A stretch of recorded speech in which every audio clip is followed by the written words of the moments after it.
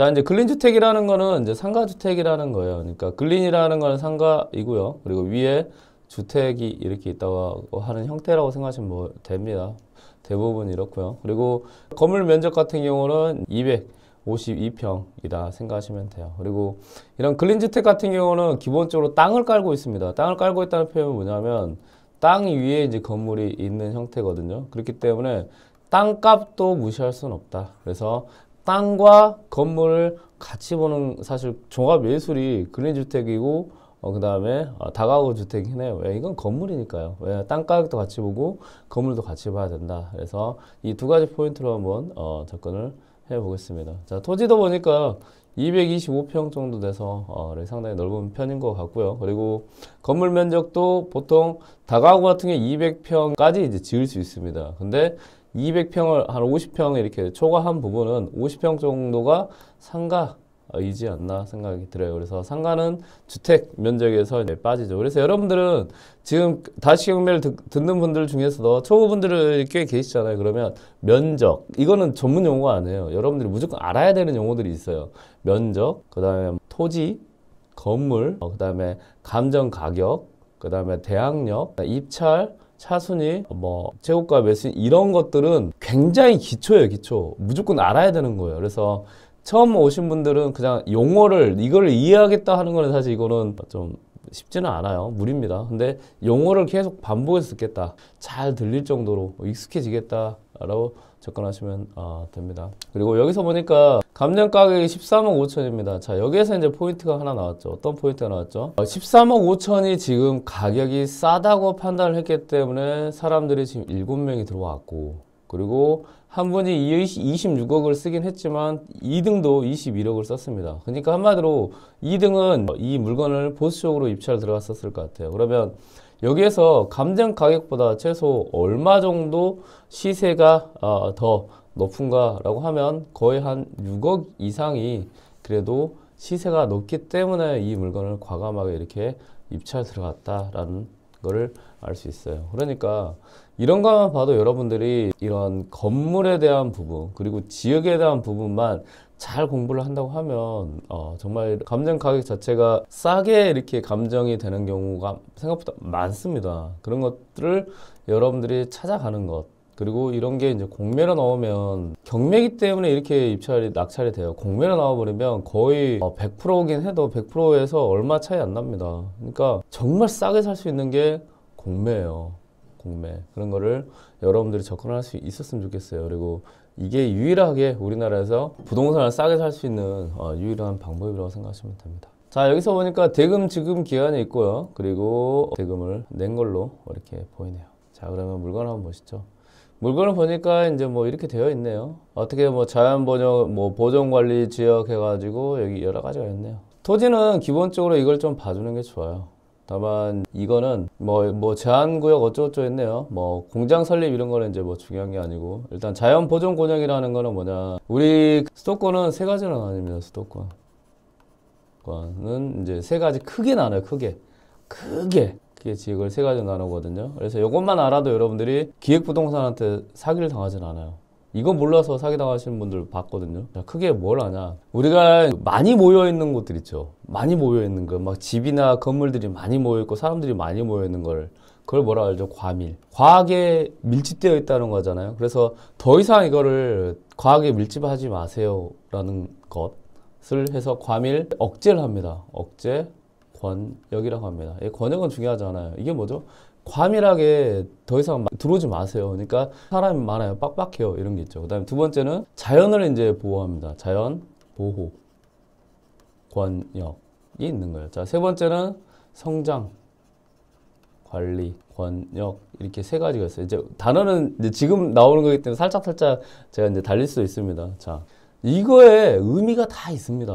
왜 의미가 있냐? 우리나라든 다른 나라든 다 이런 토지에 대해서는 토지가 이런 의미를 두는 게 왜 그러느냐? 한정적이기 때문에 그래요. 토지는 딱 정해져 있고, 그렇죠? 이 사람은 어때요? 사람도 정해져 있다고 표현할 수 있지만 건물은 어떨까요? 계속 지어지잖아요. 그리고 사람들은 편의에 의해서 계속 쓰는 곳만 쓴단 말이에요. 그러니까 우리나라 같은 경우는 서울에 가장 많이 몰려있고, 이 몰려있는 분들을 분포하기 위해서 뭐 위성도시가 생겨나고 여러 가지가 생기면서 이제 경기도권이 되고, 그렇죠? 그 다음에 주변에 인천이 생기고, 이렇게 하면서 결국은 뭐냐, 수도권에 사람들이 많이 몰리잖아요. 그러니까 어떻게 돼요? 너무 많이 집이 짓고 건물이 짓다 보니까 너무 사람이 많아요. 그러면 너무 많으니까 이제 이걸 억제를 하는 거예요. 그럼 보통 수도권 같은 경우에서도 사람이 많은 곳, 빡빡한 곳은 억제를 합니다. 그럼 여기는 어떤 곳이 될까? 건물을 짓거나 그 다음에 땅을 활용할 때 여기를 사람들이 더 이상 못 들어오게 억제를 하려고 하면 규제가 많습니다. 규제가 많다는 거는 이런 지역이 특히 서울 같은 경우는요. 20년 전에는 땅 하나를 사면 10층까지 지을 수 있다고 해요. 근데 지금은 그때는 10층까지 지어도 괜찮았어. 그때는 한 100만 명이 들어왔으니까 지금 막 1000만 명 이런다고 해봐요. 그럼 어때요? 사람이 너무 많은 거죠. 그러면 야, 그때는 10층까지 지어도 충분히 사람들이 적당하게 있었는데 지금 너무 많으니까 한 5층까지 규제를 해보자 라고 해서 규제를 해버려요. 그러니까 한마디로 땅을 사도 20년 전에 내가 쓸 만큼 땅을 쓸 수가 없는 곳이 돼버린 거예요. 그래서 이 가밀업체 권역에 여러분들이 혹시나 누가 여기 투자를 하세요. 땅 좋습니다. 20년 전에 봐요. 이 건물 봐요. 여기 20층까지 올라갔잖아요. 여기도 이래요. 라고 하면 절대 그거는 따라가면 안 됩니다. 그거는 무조건 저한테 오셔가지고 아침 5시 경매 때 물어보세요. 부자이카님 이거 이러는데 이게 서울이거든요? 땅이 이러는데 이거 20년 전에 이랬다고 해서 이거 하려고 하는데 어때요? 괜찮아요? 라고 한번 물어보기만 하세요. 그럼 제가 뭐 디테일하게 분석은 못하겠지만 이거 아닌데요? 이거 약간 이렇게 변했는데요? 정도 알려드릴게요. 그러면 여러분들 조심해야 돼요. 이러면 소중한 돈을 묵히지 않습니다. 자, 두 번째. 자연보호 권역은 뭘까요? 한마디로 이거예요. 자연을 보호하자는 거예요. 왜? 우리나라에서는 그래도 우리가 이게 자연녹지랑 똑같아요. 자연녹지가 뭐냐? 우리가 아파트가 있어요. 사람이 살아. 사람이 사는데 우리가 밥만 먹고 물만 먹고 살 수 있나요? 아니죠. 공기도 필요하고. 그렇죠? 그다음에 그래 눈도 휴식을 필요할 거 아니에요. 눈이 휴식이 필요하고. 그러니까 그런 푸릇푸릇한 것, 그다음에 깨끗한 것, 그다음에 공기 정화 이런 용도의 그러면 우리 사람과 그다음에 자연과 그리고 동물이 함께 살 수 있는 그런 공간이 필요하단 말이에요. 그렇죠? 그럼 공간이 필요한 곳으로 보호하는 곳. 이게 뭐예요? 자연보호구역이에요. 그러면 자, 거기는 자연, 그러니까 공간이 그런 같이 공존하는 것이 필요한 거예요? 아니면 아파트를 많이 지어서 건물을 많이 짓는 것이 필요한 것이요? 그렇죠. 거기는 목적이 뭐예요? 얘단 말이에요. 그럼 여기도 뭐예요? 또 다른 규제가 있는 거예요. 어떤 규제? 건물을 짓기. 그래서 저런 거 같은 경우에 대단위로 어떻게 보면 개발을 하기가 정부 자체에서 좀 진행을 하려고 하잖아요. 이때 여러분들이 봐야 될 게 뭐예요? 이런 말 할 때 조심을 하셔야 돼요. 자, 여기 보세요. 이 땅 보세요. 야, 여기 지금 도로가 있는데, 여기는 봐요. 막 아파트가 막 수천 채가 들어오고 막 하잖아요. 여기 막 10만 명이 들어온대요. 자, 여기도 곧 그렇게 돼요. 라고 하는 곳을 여러분 딱 봤는데 자연보호 권역이잖아요. 그럼 뭐예요? 정부에서 여기는 자연을 보호하는 곳이지, 아파트를 짓고 대단위로 개발하는 곳이 아니라는 거예요. 그렇죠? 이걸 조심하셔야 돼요. 예전에 광주나 이런 그 양평이나 뭐 그런 곳, 자연보호구역 있는 곳이 이렇게 사람들이 좀 기획부동산에 대해서 좀 많이 팔았어요. 그래서 조심을 했는데 이 두 개만 알아야 돼요. 자, 그럼 봐봐요. 그럼 성장관리권역은 뭘까요? 이제 성장을 시키려고 하는 거겠죠. 성장. 어떤 성장일까요? 여기를 여러 가지 이유에 의해서 나라 발전이든 아니면 뭐 경제든 아니면 수출이든 여러 가지를 위해서 여기를 성장을 시키려고 하는 거예요. 어디를? 그 지역 자체를. 그럼 여기는 뭐가 들어올까요? 그렇죠. 산업단지가 들어올 수 있고, 그 다음에 SK같이 큰 게 들어올 수 있고, 뭐 삼성같이 큰 게 들어올 수 있고, 그렇지 않을까요? 이런 데가 이제 막 화성, 평택 이런 곳이에요. 그래서 여러분들은 이 세 가지를 꼭 기억을 하시라. 기억을 하시는 거는 향후에 여러분들의 내가 공부를 잘 안 했더라도 소중한 종잣돈, 소중한 투자금을 보호받을 수 있어요. 그리고 결국은 여러분들이 그래도 좀 투자를 하려고 한다, 땅을 사려고 한다라고 하면 이런 곳으로 내가 그래도 땅이 나와 있을 때 말한다. 그리고 여러분들이 이제 토지나 여러 가지 전문가들과 만났을 때 여기는 그래 성장관리권역이어서 그래도 좀 개발 가능성이 있겠네요. 그래서 돈 좀 그래도 내가 투자할 만 하겠네요라고 그 말 한마디만 해도 그분들은 그래도 좀 이 사람은 뭔가를 알고 있구나 라고 표현할 수 있습니다. 그래서 이 물건 같은 경우도 딱 보니까 뭐죠? 자연 보호전 권역이죠. 그리고 이거는 보존 관리 지역이라고 해서 여기도 아마 건폐율 한 20에서 용적률 이제 100 정도 보통 생각하시면 될 것 같습니다. 그래서 여러분들이 이 토지를 볼 때 다른 거 생각하지 마세요. 그냥 뭐가 제한이 많잖아요. 제한이 많다는 건 여기에 그만큼 제한이 좀 많다라는 걸 생각하시면 될 것 같습니다.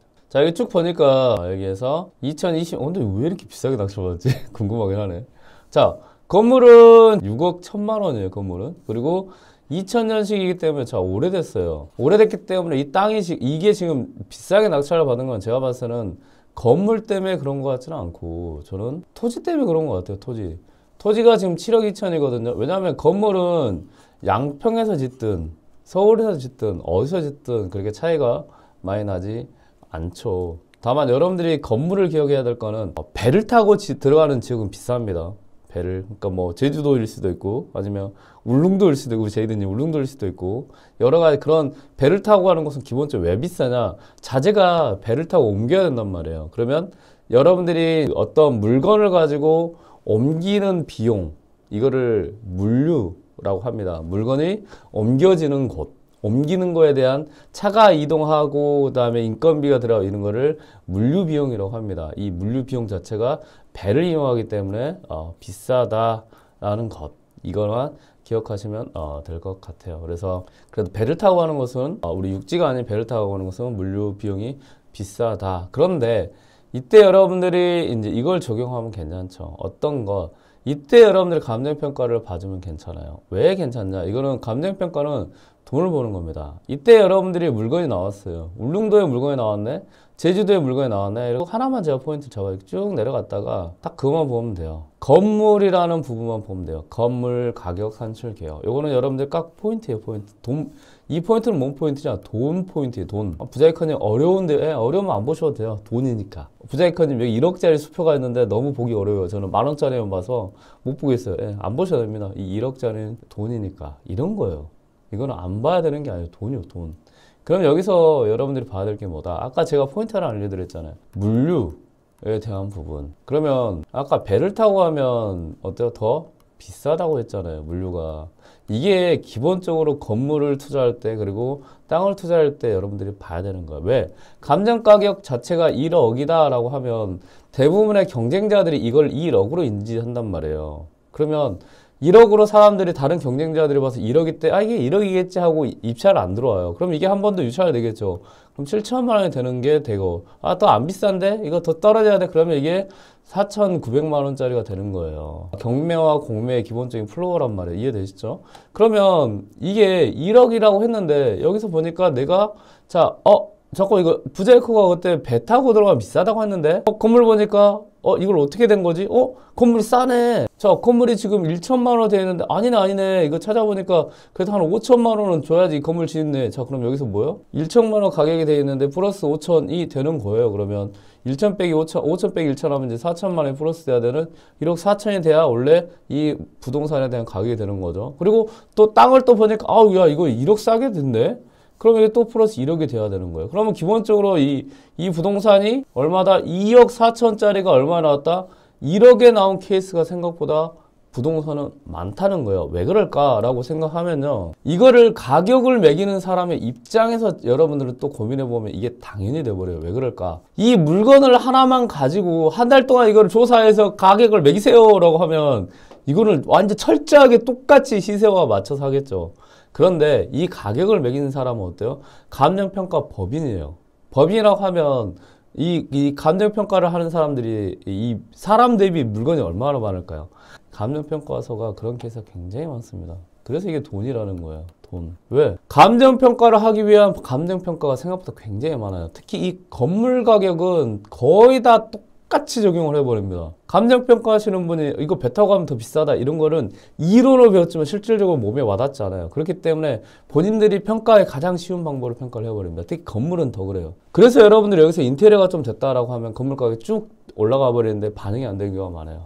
건물은 거의 다 뭐냐? 전국 평균 가격이 있어요. 어떤 가격? 건물을 짓는 가격이 있어요. 그 여기에서 아파트가 있고 빌라가 있고 다가구가 있고 그 다음에 일반 집이 있어요. 다만 이제 이런 것들을 뭐 콘크리트조, 철골조 약간 어렵게 하는데 그렇게 어렵지 않아요. 어렵지 않습니다. 몇 번만 보면 알겠고 집이구나 뭐구나. 그럼 다가구 같은 경우는 집이 다가구가 뭘로 지어졌다. 그러면 이 아파트가 평균 예? 지금 2024년이니까요. 평균 이게 100만 원에 지어졌네요.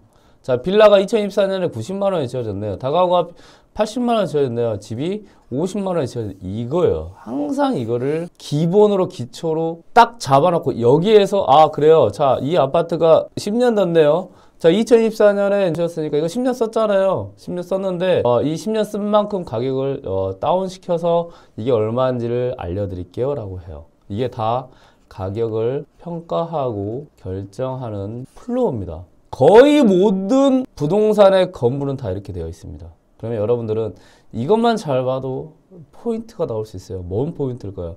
돈 버는 포인트. 그리고 이렇게 전국 평균 가격을 이분들이 말하는 걸 뭐냐. 자, 제조하는 거예요. 제조할 때 보내주는 거에 대한 원가라고 생각해요. 그래서 제조, 달, 원가라고 해요. 자, 내려보면 여기 쭉 있어요. 이 제조달 원가라고 해요. 그거를 2024년 아파트가 건물이 얼마입니다. 그러면 이게 얼마 썼어요? 그러면 얼마 썼으니까 가격이 10년 정도 쓴 만큼. 자, 우리 그렇잖아요. 우리가 펜 하나 쓰더라도 뭐 여러분 책 하나 쓰더라도 책도 중고되면 이게 이제 책이 2만 원인데요. 이거 5년 됐으니까 뭐 만 원이 이렇게 가게 내려가잖아요. 그거 똑같은 거예요. 그래서 제조달 원가라는 건 뭐냐? 자, 135만 원이 이게 이제 작년 기준이겠죠. 가격 평가하는 기준이 되겠죠. 2022년 타격이면 2022년 평균 가격이 되는 거예요. 어떤 전국. 이걸 가지고 먼저 기준을 세운 다음에 자, 이게 지금 10년 됐어요. 20년 됐어요. 그러면 얼마예요? 라고 평가하는 것들이 굉장히 모든 건물에 다들 있습니다. 이거를 제가 2014년부터 봤습니다. 경매 시작할 때부터. 왜 봤을까요? 당연하죠. 물건을 분석을 할 때 이 물건을 왜 많이 들어갔지? 라고 포인트를 잡아갖고 그때부터 저는 법정지상권부터 뭐 여러 가지 부동산을 보고 입찰하고 투자를 결정을 할 때 이 감정평가서를 저는 항상 참고를 할 수밖에 없더라고요. 왜? 이거는 정확히 말하면 보물 지도더라고요. 왜? 다른 사람들이 봤을 때 1억이라고 생각하는데 내가 봤을 때 이걸 통해서 1억이 아니라는 포인트를 잡아버리면 경쟁이 이제 의미가 없어져 버려요. 왜? 다른 사람들 1억으로 접근하고 이걸 그냥 1억으로만 생각하니까 그냥 1억이에요 라고 평가하는 거에서 1억이겠지 라고 생각하고 접근한단 말이에요. 그게 여러분들이 경쟁에서 우위하는 방법은 다른 사람이 이렇게 A라고 말할 때는 여러분들 혹시 이거 A 마이너스 아니야? A 플러스 아니야? 이 B 아니야? 이렇게 고민해보는 습관을 들이는 것. 이것만 잘해도요. 정말 돈 버는 것이 경매 공부입니다. 자, 한번 보시죠. 자, 이거는 20년 됐다고 했잖아요. 이제 이거예요, 이거. 2000년식이잖아요. 2000년식이니까 2022년 당시는 얼마 오래됐죠? 21년 이상 됐죠? 그러면 이게 딱 이거예요. 저런 물건에 자, 평균적으로 만들어진 비용이 135만 원이더라고요. 22년의 평균. 그런데 이게 보통 이런 건물을 50년 정도 쓸 수 있어요. 근데 이거 몇 년 지났죠? 21년 지났어요. 그래서 이제 이거 쓸 수 있는 애가 이제 29년밖에 안 남았어요. 그래서 보니까 한 78만 원 정도 가격이 한 절반 정도 다운된 예로 적용을 하겠습니다 라고 하는 거예요. 이게 굉장히 많이 이게 어폐가 있는 거예요. 어폐. 왜 어폐가 있냐? 지금 건축 가격은 굉장히 계속 올라가고 있었어요. 그쵸? 계속 올라간단 말이에요. 지금 뭐 평당 550, 막 600, 막 이런단 말이에요. 건물 하나 지는데. 근데 여기는 뭐냐? 항상 평균을 해가지고 이렇더라. 그러니까 이것도 그냥 수치일 뿐이에요. 그러면 여러분들이 만약에 작년에 400만 원이었는데 지금 500만 원 올랐어요. 이거면 오히려 기회예요, 기회. 왜 기회일까요? 짓는 사람들한테는 힘들겠죠. 근데 우리 같이 경매나 공매로 접근을 해서 이걸 싸게 사는 사람 입장에서는 얘가 작년 기준으로 이제 가격이 매겨졌어요. 자, 우리 100평짜리가 있다고 합시다. 자, 그냥 100평짜리가 작년 기준으로 해보니까 400만 원을 이제 건물 지어 4억이에요, 4억. 근데 지금 500만 원에서 100만 원 올라갔다 했죠. 이거 작년에 기준 4억이니까 이것도 지금 4억입니다 라고 평가하는 경우가 굉장히 다분하다고요. 근데 뭐야, 지금은 500만 원에 1억이 오른 가격이란 말이에요. 그럼 뭐예요? 1억이 결국은 경공매 물건에서는 1억이 빠져 있는 거예요. 그러면 2020년에는 얼마 정도의 평균이었는지 2019년에 얼마 정도의 평균인지 보면 이거에 여러분들이 평균가와 얘가 싼지 비싼지도 알게 돼버리는 거예요. 근데 29년, 21년 지났어요. 절반값인 거예요. 이게 건물이잖아요. 근데 여기서 아까 제가 부자이크가 뭐 바다 넘어가면 뭐 배 타고 가면 배가 이제 물류가 더 비싸져서 그럼 어때요? 그때는 비싸지는데 육지 가격으로 가격을 매긴단 말이에요. 자재를 싣고 차가 지나가서 기름값만 내면 되는 그런 그걸 가지고 배를 타고 철근을 날아 실고 바닷바람을 맞으면서 뭐 이런 거 하면서 이런 거에 가격을 똑같이 매겨버리는 말이에요. 말이 안 되잖아요. 그래서 여러분들이 경공매를 접근하는 거는 가장 중요한 건 뭐다? 싸게 되어 있냐, 되어 있지 않냐에 대한 포인트를 적는 것, 찾는 것, 이게 가장 중요하다. 그러면 이거 같은 경우는 건물을 딱 봐도 뭐예요? 제조달 원가와 그 다음에 적용 단가를 했다는 거는 이거는 그대로 똑같이 적용을 했기 때문에 가격에서 저게 높게 낙찰을 받았던 이유는 아마 땅 가격 때문에 높게 받아온 것 같다라는 거예요. 자, 여기서 보면 제시의 건물이라는 게 있단 말이에요. 여기서 여러분들이 궁금하게 생각하는 거는 복잡하게 생각하지 마세요. 빨간색으로 되어 매각 불포함이라고 여기 되어 있는 경우가 있거든요. 이럴 때는 여러분들이 더 꼼꼼하게 본다. 생각하시면 됩니다. 이게 왜 그러느냐. 이 제시의 건물이라는 거는 기본적으로 그냥 좀 설명 딥하게 저도 설명 오늘 재밌게 한번 해볼게요. 제시의 건물이라는 게 뭐냐. 건물을 이분들이 가격이 얼마입니다라고 평가를 할 때는 항상 들고 다니는 게 있어요. 뭐냐면 건물 건축에 대한 이게 어떻게 건축되었습니다라는 거를 그려져 있는 도면을 가지고 가요. 이거와 건축물 대장 이런 서류를 가지고 가거든요. 그러면 여기에 이제 건물이 이제 땅 위에 건물이 보니까 이렇게 지어졌네요라고 얘를 이제 비교를 할 거 아니에요. 비교를 해보니까 이거 이제 이렇게 지어졌는데 갑자기 뜬금없는 이렇게 뭐 차양막이 쭉쭉쭉쭉 있는 거예요. 차양막이 쭉 이렇게 있는 거예요. 그럼 원래 이 건축면 도면에 있었어요, 없었어요? 없었잖아요. 없으면 이거를 뭐라고 하냐? 이런 원래 건물 왜? 그러니까 얘가 제시된 거예요. 제시된 건물이에요. 이 건물. 자, 이거 평가해 주세요라고 제시된 건물이라고요. 이해됐죠? 이 경매 물건이 감정평가하시는 분한테는 이거 평가해 주세요라고 제시한 거예요. 누가? 법원이. 이거 해주세요. 이거 채무자 거니까 이거 얼마인지 가격을 매겨주세요. 제시된 건물인 거예요. 그럼 얘네들은 뭐예요? 제시된 건물에서 건축물 대장 도면을 보니까 없는 애들이에요. 그럼 뭐예요? 얘들이 그거예요. 제시 왜가 되는 거예요. 왜? 됐나요? 제시 왜? 이것도 뭐예요? 제시에 차양막 하면 어떻게 될까요? 차양막 쓸 수도 있죠. 근데 차양막만 있나요? 제시의 화장실, 제시의 돈사, 제시의 부자 해커, 얼마나 많은 단어가 나와버립니까? 그래서 여기를 하나로 묶어버렸어요. 뭘로? 제시의 건물로 묶은 거예요. 그냥. 됐죠? 그래서 여기를 제시의 건물이라고 하는 거예요. 됐죠? 그래서 제시 왜? 건물은 제시되었던 경매에서 이거 얼마예요? 라고 가격 매겨주세요 라는 제시되었던 물건 외 안 보이는 애들을 어디에서 안 보이는 도면상에서 안 나온 애들을 제시 외 건물이라고 합니다. 그런데 여기서 그럼 어떤 애는 이제 포함이라고 되어 있고 어떤 애들은 이제 빨간색으로 해가지고 불포함이라고 되어 있잖아요. 이 차이는 뭐냐? 자, 이 제시된 건물은 누구 거죠? 채무자 거죠. 채무자 부동산은 뭐예요? 가격을 매긴 거잖아요. 그리고 이 결국은 목적은 뭐예요? 경매가 이 채무자의 부동산을 팔아서 경매 절차에서 판 다음에 이 돈으로 누구한테 주는 거예요? 채권자들. 그러니까 이 돈을 빌려준 사람, 채무자, 채권자는 여러분들이 아침 5시 경매를 듣는 분들은 무조건 아셔야 됩니다. 이거는 완전 기초 중에 기초입니다. 돈을 빌려준 사람들에게 이제 나눠주는 거잖아요. 그러면 아까 말씀드린 것 같이 여기 보니까 이거 이 제시된 건물의 소유주거네요. 그러면 어때요? 이것도 어차피 이 건물 자체를 팔아서 돈을 해가지고 돈을 빌려준 사람들한테 나눠준 거니까 제시된 건물의 소유주거에 확인되면 이거 그냥 포함시켜버려요. 왜? 같이 해서 그냥 팔아서 돈을 나눠주자라는 생각하면 됩니다. 중요한 건 뭐냐? 얘가 채무자라고 확인이 됐을 때를 포함을 합니다. 됐죠? 찾아가면 이거 차양막 누구 거예요? 이거요. 이거 김땡땡이 했어요. 그 사람 이거 그 채무자 맞죠? 예, 맞아요. 그럼 포함. 저 이거 누구 거예요? 차양막? 몰라요. 누구 건지 몰라요. 그러면 감정평가하는 사람은 이제 누군 건지 모르는 거야. 김땡땡 건지 몰라. 모를 땐 뭐예요? 누구 건지 모르니까. 왜? 이거 괜히 김땡땡 거라고 했어. 아니요, 저 이땡땡 했는데요. 라고. 이거 내 건데 왜 마음대로 팔아요? 이렇게 할 수 있죠. 이때 뭐래요? 불포함을 하는 거예요. 그러니까 가격은 매기든 안 매기든 이제 그거는 감정평가사도 하는데 포함을 하고 불포함하는 이유는 이거예요. 김땡땡 거라는 게 채무자께 확인되면 포함을 해서 같이 팔아버리고, 불포함을 하면 이거 뭐야, 김땡땡 게 아니라는 거 모르는 거예요. 그래서 이거를 뭐야, 매각에서 어때요? 매각이라는 파는 거죠. 파는 거에서 뭐라죠? 제외를 하는 거야. 불포함을. 왜? 누구 건지 모르니까. 감정평가사들도 자신이 없는 거예요. 누구 건지 몰라요. 이거예요, 이거. 이거 차이입니다. 별것도 아니에요. 그럼 포함됐다는 건 김땡땡이 확인됐다는 거예요. 그러면 불포함됐다는 거는 여러분들 이걸 또 확인하면 되겠죠. 누구 건지. 김땡땡 건지, 아니면 건물에 붙어 있는 건지, 아니면 건물을 쓰기 위해서 있는 것들인지. 건물이 붙어 있는 거는 뭐예요? 이거 부합물이라고 하는 거예요. 그러면 이 건물이 사라졌어. 그러면 얘가 필요 없는 애들 있으니까 주전자가 있어요. 주전자. 이런 거라 생각하면 돼요. 여러분들이 막 부합물 종물 하는데 어려운 거 아니에요. 아무것도 아니에요. 부합물은 뭐냐? 자, 우리가 주전자가 있었어요. 주전자가 이렇게 해가지고 이제 이렇게, 어때? 이 주전자가 메인 아니에요. 주전자 메인. 메인 여기서 물 막 담고 하잖아요. 그럼 얘네들이 이거 손잡이 주전자에 붙어있어요? 안 붙어있어요? 붙어있잖아요. 이게 부합물이에요. 그냥 붙어있는 애들.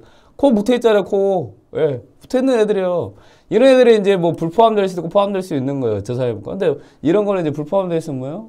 아, 이거 주전자랑 붙어있는데요? 이게 되는 거고. 자, 여기 보면 이제 이게 뚜껑이네, 뚜껑. 주전자 뚜껑 이렇게 있을 거예요. 뚜껑. 그쵸? 이 뚜껑이 뭐예요? 이 주전자 없으면 뚜껑 갖고 뭐 할 거예요? 뚜껑 갖고 날리게 해야지, 날리게. 알죠? 주전자 없으면 이거 뚜껑 못 쓰잖아요. 이걸 뭐라 그래요? 정물이라고 하는 거예요. 이해됐나요?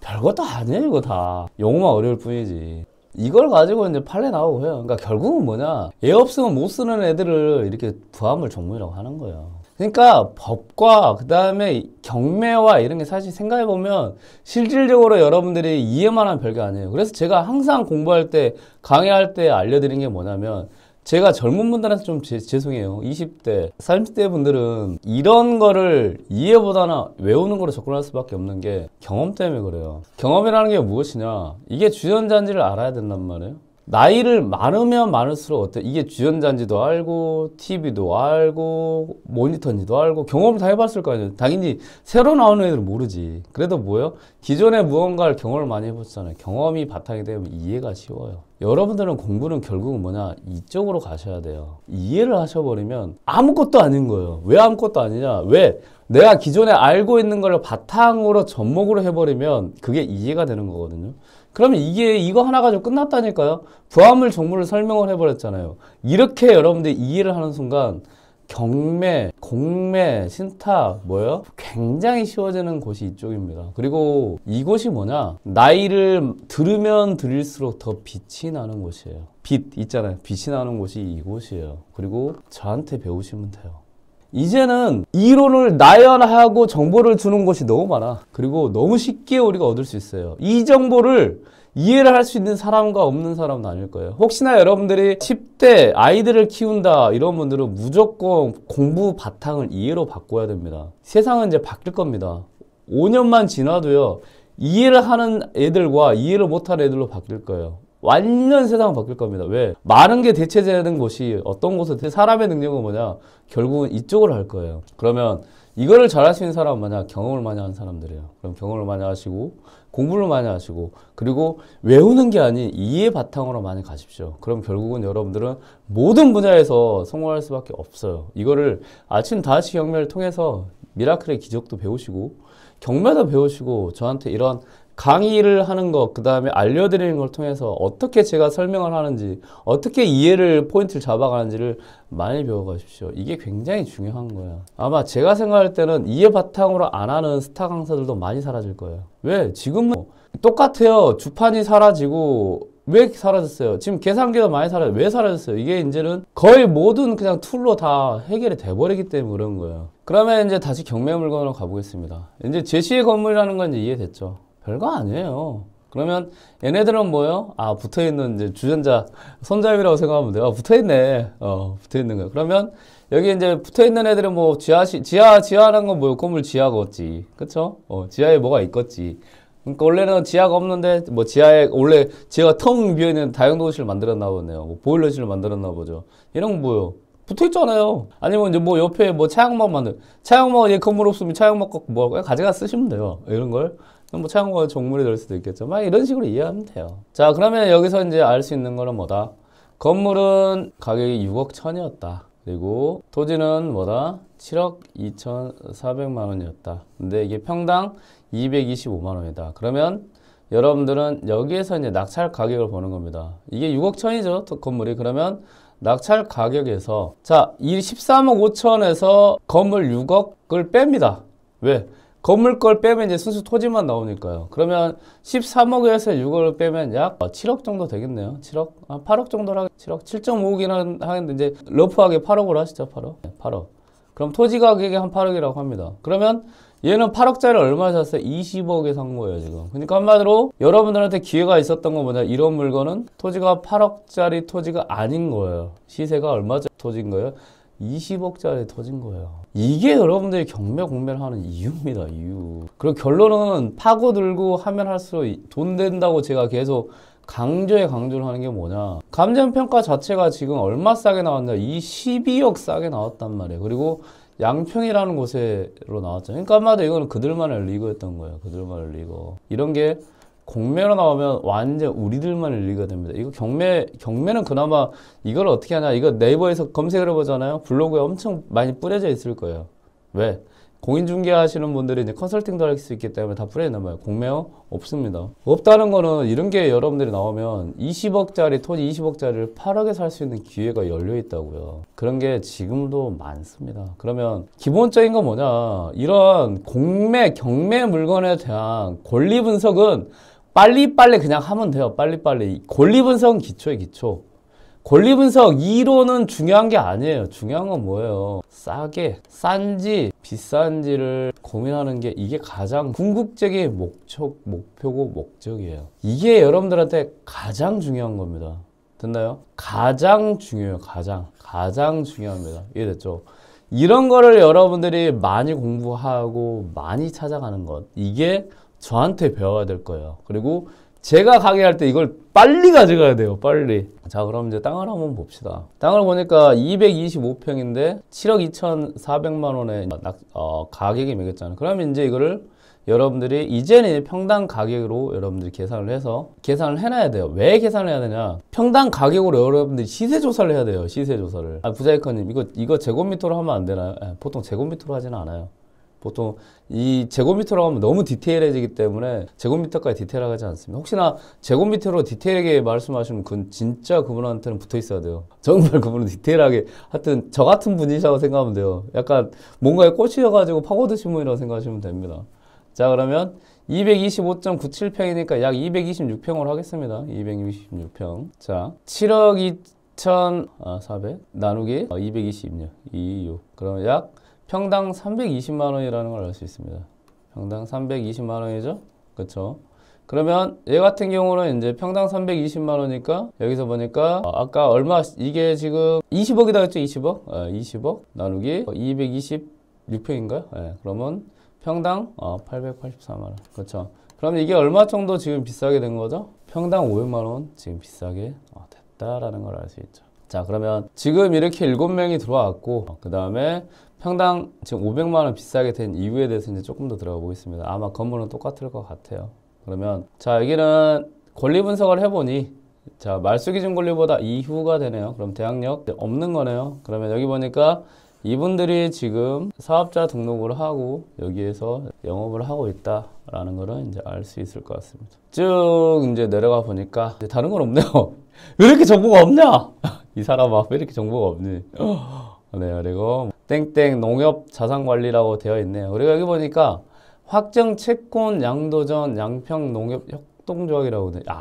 이 채권 양도라는 게 이제 여러분들이 좀 봐야 돼. 이건 뭐예요? 이제 MPL. 그러니까 한마디로 채권을 양수, 이걸 가져온 거예요. 그러니까 한마디로 채권을 보통 이제 이런 거를 부실채권이라고 하거든요. 그래서 MPL이라고 합니다. 그래서 이거를 양수했다는 거는 이거는 아마 이제 MPL 물건일 수도 있다라는 것만 기억을 하고 계시면 이제 될 것 같고, 일단은 근저당이 지금 2014년에 김땡땡님이 19억을 또 해놨네요. 자, 이거는 아마 개인 근저당이 있는 이유는 있을 것 같습니다. 자, 그러면 이제 전자지역도를 통해서 한번 보겠습니다. 전자지역도를 통해서 보니까 이렇게 이제 도로가 있고요. 자, 여기 도로가 있고 여기가 이제 강이 있네요. 위치는 죽이네요. 위치는 죽인 것 같습니다. 그리고 여기 이제 전이 있고 여기가 이제 계획관리 지역이라고 있네요. 자, 그러면 우리가 한번 다음으로 들어가 가지고요. 갑자기 토지 강의가 돼버리냐. 자, 이렇게 보실게요. 자, 여기 보니까 아트앤스페이스라 해가지고 이런 뭐가 있네요. 자, 그리고 양평에 이게 양평에 있는 강이 뭐죠? 이게 한강인가요? 뭔 강인가요? 강을 바라보는 굉장히 좋은 위치에 있는 물건으로 보입니다. 그리고 이런 데 보니까 이제 그래도 도로가 이렇게 쭉 있어가지고 그래서 위치가 좀 많이 좋다라는 거를 확인할 수 있을 것 같고요. 위치가 많이 좋은 걸로 보이고요. 그리고 보존 관리 지역이고 그 다음에 여러 가지 위치가 좋고 땅 자체가 위치가 굉장히 좋은 걸로 보입니다. 자, 그리고 여기서 보니까 여기에 이제 뭐 집이 좀 있네요. 집이 좀 있고 그 다음에 여러 가지가 봤네요. 자, 그러면 제가 봤을 때 일단은 위치적인 측면이 이제 좋네요. 네, 그리고 저도 좀 전에 이제 우리 그 좋은 친구님들이 말씀하신 것 같이 NPL 물건이었기 때문에 채권을 좀 비싸게 샀다라고 저는 생각할 수 있는데 일단 NPL 청구 금액 자체가 이렇게 높지는 않고요. 그래서 이거는 자체적인 가격이 좀 괜찮은 것 같아요. 보통 NPL로 접근하시는 분들은 그냥 팁만 좀 드릴게요. 이런 2등과 1등과 100% 이상 넘어갔을 때요. 2등의 가격 차이가 생각보다 많이 안 납니다. 그리고 여러 명이 들어옵니다. 그거는 이제 그런 이유가 좀 있어요. 예, 그런 이유까지는 제가 지금 설명이 그렇고 이거는 제가 다음에 오프에서 한번 기회 되면 이렇게 되는 이유에 대해 설명하고 그리고 이게 어떤 건지를 좀 설명해 드릴게요. 근데 이거는 1등과 2등 차이가 지금 5억 이상 차이 났다는 거는 NPL보다는 이 물건 자체가 지금 가격이 괜찮기 때문에 그리고 1등은 2등보다는 그래도 이 물건의 가치를 봤기 때문에 빵 썼다고 생각하시면 돼요. 그리고 낙찰을 받고 대출까지 다 받았다 생각하면 됩니다. 그래서 여러분들이 좀 봐야 될 거는 조금 이제 봐야 될 거는 가격이 좀 내려갔어요. 이럴 때 미납할 땐 좀 조심해야 됩니다. 그런 물건 안 들어가는 게 좋습니다. 갔는데 이게 50%까지 유찰됐어요. 근데 이게 100%에 또 누군가 낙찰을 받았어요. 그러니까 낙찰을 받을 때 보니까 갑자기 한 10명이 또 들어왔어. 들어와가지고 100%가 뭐 1억인데 1억 사이에 9,500만 원 사이에 10명 갑자기 빵 들어왔다 이런 물건은 조심해야 됩니다. 이거는 제가 지금 이제 온라인으로 좀 설명하기는 그렇고 뭐 이거는 오프라인에서 제 강의에서 혹시 기회가 된다면 이게 왜 이렇게 되는 건지와 그리고 이런 물건들은 왜 조심해야 되는지 자 여러분들 기억하는 거는 이렇게 돼서 누군가 미납돼서 나오면 입찰 안 들어가는 게 여러분들한테는 안전하다 정도 생각하면 됩니다. 그리고 경매는 저같이 이렇게 정확하게 여러 가지가 알려드리는 사람도 있지만 여러 가지 분야에서 이제 여러 가지를 하는 분들도 많이 있으니까 그런 걸 제가 다 본 사람이기 때문에 저는 좀 경험이 많죠. 하여튼 이런 거는 조심해야 된다. 하여튼 요거는 이 물건 자체는 좀 가격을 보고 산 것 같다라고 보여집니다. 자, 그리고 그러면 토지 이용 계획 확인을 한번 볼게요. 그래서 이 물건에 어떻게 얼마나 건물을 지을 수 있는지 이거 한번 확인해 보겠습니다. 이 토지 이용 계획 확인원을 보면 요즘은 정말 잘 돼 있어요. 잘 돼 있어가지고 이 지분만 보면 이제 이렇게 딱 되어 있어요. 뭘 할 수 있고, 그다음에 건폐율이 어떻게 됐고, 그다음에 여기 보면 용도에 어떻게 됐고 다 있습니다. 그래서 행위 제한 가능 여부 이런 게 다 나와 있어요. 그러면 이거 클릭을 하면 이제 이렇게 나옵니다. 예, 보존관리 지역에 지어져 있잖아요. 이게 뭐 단독주택 있고 다중 이렇게 지을 수 있구나. 그리고 이 공동주택은 안 되구나. 이런 거 그냥 요즘 너무 잘 돼 있어요. 다만 이거는 러프한 겁니다. 이거는 그냥 기본적인 보존관리 지역이라는 용도에서 지을 수 있는 애에 대해서 그냥 나오는 것 뿐이에요. 그리고 요거를 여러분 더 디테일하게 들어가려고 하면 요거를 이제 지자체에 물어보면 된다 정도 생각하시면 될 것 같아요. 그래서 보존관리 지역에서는 뭐 이렇게 지을 수 있다 정도 생각하시면 됩니다. 그리고 건폐율 용적률도 다 나옵니다. 건폐율도 보존관리이기 때문에 용적률이 좀 낮네요. 낮고 건폐율 20에 용적률 이제 80 정도. 건폐율 아까 226평인가 됐잖아요. 그러면 226평에 20%니까 한 40평 정도는 건물 지을 수 있고 80%니까 220% 곱하기 0.8 하면 뭐 한 160평 정도 건물 위로 이제 지을 수 있다 정도 생각하시면 돼요. 이거는 여러분들이 다음에 토지와 건물을 접근했을 때는 굉장히 중요한 지표가 됩니다. 왜 이게 다 돈이니까. 돈입니다, 돈. 자, 그러면 제가 시세를 좀 봐야 될 것 같아요. 자, 네이버 부동산에서 보시면 이 물건의 이제 시세를 한번 확인을 해보겠습니다. 근데 위치 진짜 아마 위치 같아요, 위치.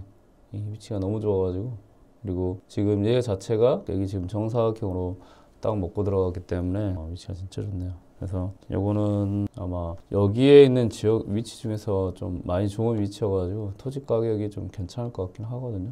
자, 아까 평당 한 880만 원 정도 됐었잖아요. 자, 네이버 부동산 들어가서 한번 보겠습니다. 자, 이게 경기도 여기로 들어가면 돼요. 상가 업무 공장 토지고 그리고 상가는 이제 집합 건물 상가고 사무실 공장 창고 빼시고 지산 빼면 건물과 아까 토지 같이 있었잖아요. 건물 토지로 이제 확인을 하면 됩니다. 그리고 나서 자 양평군 양서면 대심리. 자, 경기도 양평군 양서면 네, 대심리. 여기가 경의중앙선 밑에 있고 양평중앙마트 이쪽에 있네요. 자, 여기서 보니까 이 위치가 좋고 얘는 이제 898 얘는 이제 계획관리지역이어가지고 근데 아까 저 물건의 위치가 더 좋습니다. 얘는 로드뷰 보면 돼요. 이 정도 여기에 나온 것 같거든요. 보인다. 여기를 통해서 이제 집 짓는 땅으로 해가지고 나온 것 같거든요. 그래서 여기는 그냥 전원주택 부지예요. 저기는 지금 건물에서 찻집이나 여러 가지를, 그리고 위치는 저기가 지금 더 좋아 보입니다. 메인 도로를 끼고 있기 때문에. 자, 왜 그러냐면 이 도로가 메인이거든요. 그러면 사람들이 여기로 와서 이렇게 해서 많은 걸 이용할 수 있단 말이에요. 그리고 여기가 일단 커피 라인까지 다 볼 거거든요. 그래서 얘 위치가 지금 얘는 전원주택 부지 같아요. 얘보다는 지금 좋아요. 위치가 좋고, 그리고 여기는 딱 한정적으로 되어 있기 때문에 지금 위치도 굉장히 좋아 보입니다. 그러면 쟤보다는 지금 제가 생각할 때는 시세가 더 나을 거로 보입니다. 네이버 부동산에 나온 애는 아마 이 정도 돼 있는 것 같아요. 이 정도 집 질 수 있는 곳.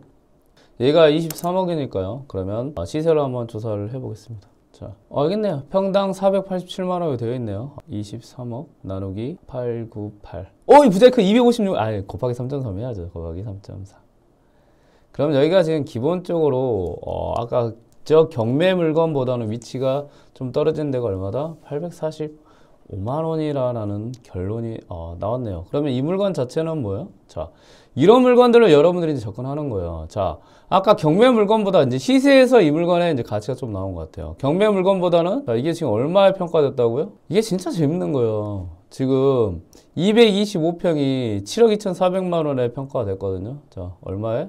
자, 7억 2 나누기 225. 됐나요? 지금 경매 물건보다 조금 위치가 떨어지니까 평당 한 840만 원 정도의 평가가 됐는데, 이제 매물로 나온 거야. 얘는 뭐예요? 이 차예요. 거의 몇 배? 한 3분의 1 가격으로 나왔잖아요. 이게 대박인 겁니다. 이게 여러분들을 인생 한 방으로 만들 수 있는 게 경매, 공매밖에 전 없다고 생각해요. 일반 아파트?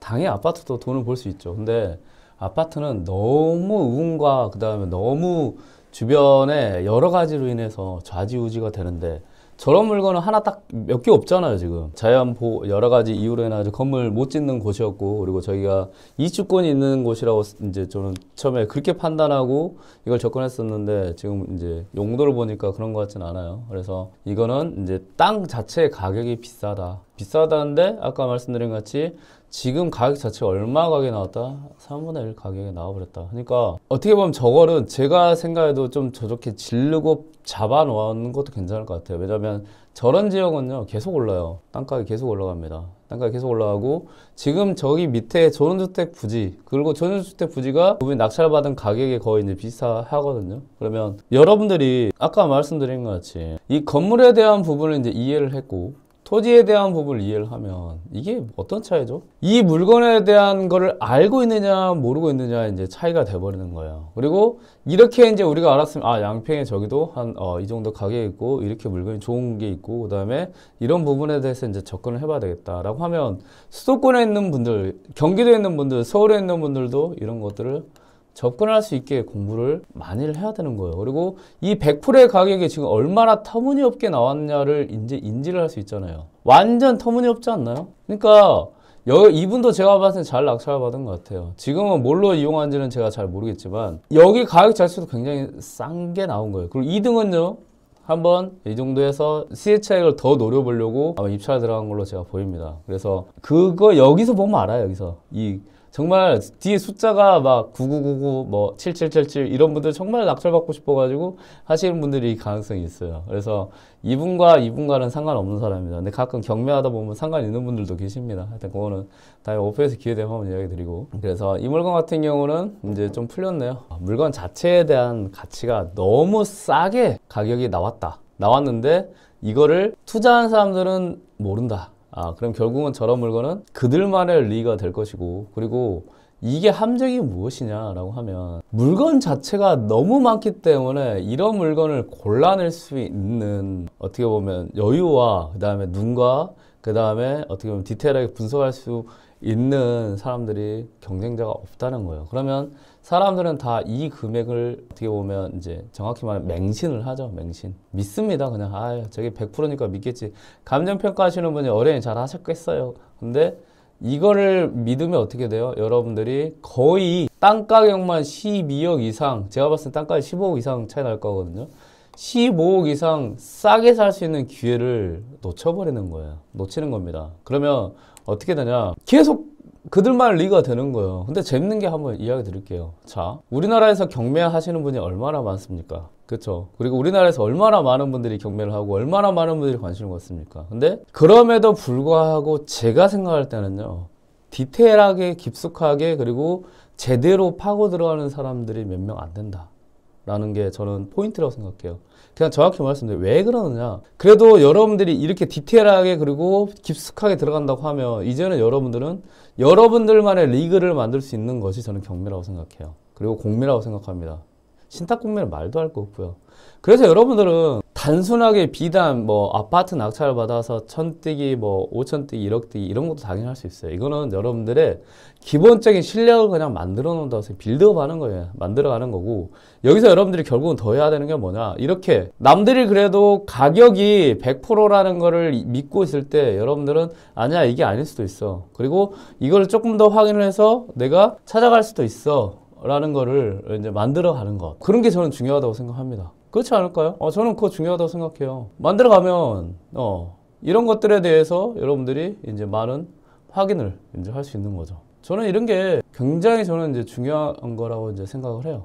자, 여러분들이 궁극적으로 해야 될 것들이 이런 거예요. 자, 그러면 이 물건은 아마 시세 자체가 너무 싸게 됐다. 라는 것. 그리고 이런 싸게 된 것을 누구만 알고 있었냐? 그들만의 리그입니다. 그러면 여러분들이 저한테 공매를 빨리 배우던 이유, 경매를 빨리 배워야 되는 이유들이 여기 있는 거예요. 팁을 하나 더 드릴게요. 저렇게 건물 있는 상태에서 나오잖아요. 건물. 그리고 아까 저런 게 이제 건물이 상가 건물일 수도 있고 주택이다. 주택일 때 여러분들 또 대박이 납니다. 주택은 얼마 이하까지는 뭐예요? 취득세가 1.1%예요. 토지는 얼마예요? 4.6%예요. 그렇죠. 이게 굉장히 큰 차이거든요. 금액이 커지면 커질수록. 그래서 경매가 좋은 거예요. 경매는 낙찰가에서 세금을 매기잖아요. 이래서 경매가 좋은 거예요. 어마어마한 거라니까요. 30억짜리 다가구가 있었어요. 근데 이게 10억에 나왔어요. 근데 여러분들이 이걸 낙찰 받았네. 그리고 취득세는 이제 공시 지가 공시 가격으로 하는 거니까요. 그러면 이게 이제 뭐 그 가격이 됐어요. 그러면 이게 취득세 1.1%하고요. 그럼 뭐야? 10억 1.1%면 1100만 원밖에 안 돼요. 1100. 근데 30억짜리 땅으로 샀어요. 땅으로 낙찰 받았어요. 4.6%예요. 30억 땅이 얼마예요? 이것만 해도 거의 한 1억 5천이에요. 건물을 여러분들이 이해한다는 게 이런 차이예요. 근데 더 무서운 건 뭐냐? 이 건물로 여러분들이 낙찰을 받는 순간, 특히 다가구나 상가주택의 낙찰받는 게 뭐냐? 일가구 1주택은 비과세가 적용이 돼요. 어디에서? 양도세. 지금 9억까지인 건 제가 좀 확인해 봐야 되는데, 그 다음에 또 뭐가 되냐? 10년 지금 장기보유 특별공제 또 있는 거죠. 지금 예전에 80%까지 됐거든요. 그러니까 한마디로 이 10억짜리를 30억에 팔아도 20억에 대한 차익이 80%를 일단 빼요. 그러면 16억을 빼요. 그럼 결국은 여러분들한테 4억에 대한 세금만 되는 거예요. 그러면 토지랑 건물을 접근하는 거는 이게 어마어마한 차이예요. 그러니까 여러분들은 결국은 여러분들 실력을 빌드업해야 되는 게 뭐냐. 경매, 공매로 접근을 하더라도 그 다음에 아파트를 일단 집합 건물로 접근하세요. 괜찮아요. 집합으로 접근한 다음에 그 다음에 다가구로 접근하세요. 이해됐죠? 다가구는 건물과 기본적으로 토지를 같이 있습니다. 수도권에 있는 거 접근하셔도 돼요. 그 다음에 뭐냐? 토지로 접근하세요. 그 다음에 저렇게 보는 거예요. 그 다음에 또 뭘로 뭐냐? 또 다가구로 접근하세요. 왜 그러느냐? 다가구는 세금의 끝판왕입니다. 얘는 세금의 끝판왕이에요. 얘는 우리나라에서 가장 유일하게 특별 공제 대상이 1가구 1주택이라는 주택에 대한 혜택인 거야. 주택이 뭐야? 다가구도 주택이 된단 말이야. 이 플로우가 여러분들을 어마어마한 부의 길로 인도를 해줄 겁니다. 그래서 여러분들은 항상 공부에 그리고 공부를 게을리 하시면 안 되는 거예요. 지금까지 부자일 거 있습니다. 감사합니다.